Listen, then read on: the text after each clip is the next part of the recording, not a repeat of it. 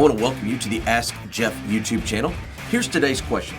So did Methuselah really live 969 years?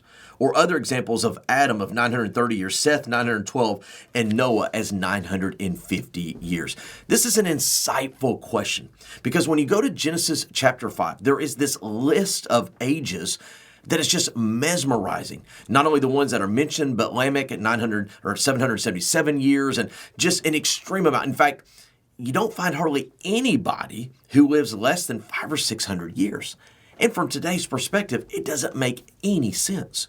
Well, I think the answer to this both is yes, they actually lived 969 years, Methuselah did, but it is the reason that it is yes that is so important. When you get to Genesis chapter 10, there is another genealogy. We're on the backside of what we know as Noah's flood.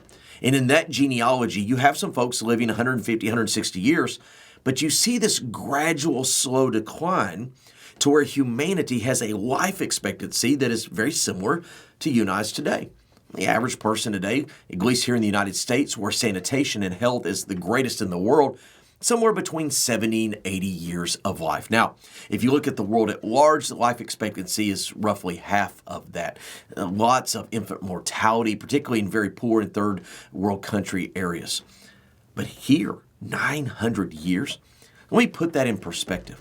That means in 1066, when what we know as England was established, I mean, the origination of the language and even our country today, those individuals would potentially still be alive today. Shakespeare would still be alive today. The founding fathers of America would still be alive. I mean, you talk about generations.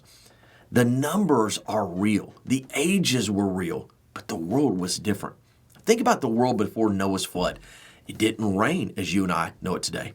And the atmosphere was different. The climate was different. You know, today we talk about climate change all the time.